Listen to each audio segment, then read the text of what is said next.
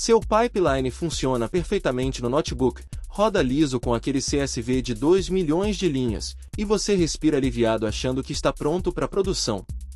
Aí chega o dado real, aquele arquivo de 30 GB, e o Pandas simplesmente engasga, estoura a memória e derruba o processo inteiro. Se isso já aconteceu com você, presta atenção nos próximos minutos, porque o problema não é você, é a ferramenta errada para o trabalho.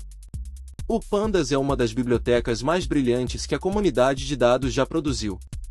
Ele é intuitivo, expressivo, e resolve 90% dos problemas de análise exploratória com elegância.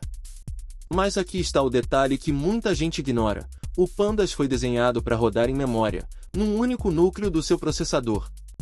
Isso significa que se o seu dataset não cabe na RAM, você já perdeu o jogo antes de começar.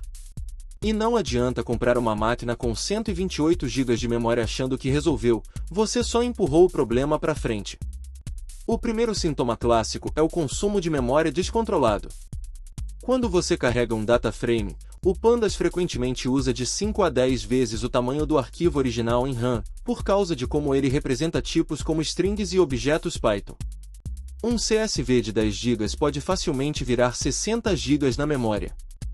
Some a isso o fato de que várias operações criam cópias intermediárias do data frame inteiro, e você tem uma receita para ver aquele temido erro de memória exatamente às 3 da manhã, quando o job noturno deveria estar rodando sozinho.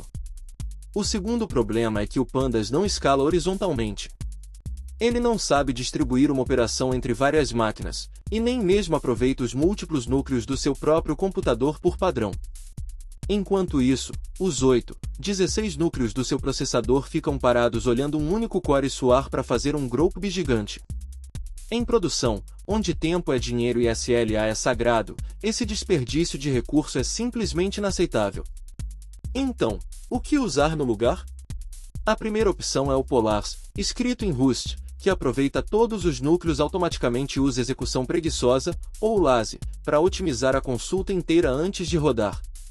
Na prática, você reescreve seu código com uma sintaxe parecida e vê ganhos de 5 a 30 vezes em velocidade, com uma fração do uso de memória.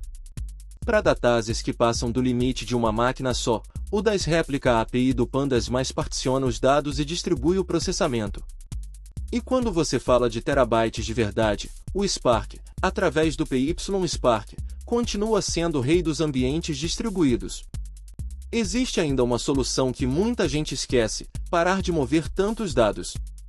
Se seu dado já vive num data warehouse como BigQuery, Snowflake ou num banco Postgres bem indexado, muitas vezes a resposta é empurrar o processamento para lá com SQL, usando ferramentas como DuckDB para consultar arquivos Parquet direto no disco, sem carregar nada inteiro na memória.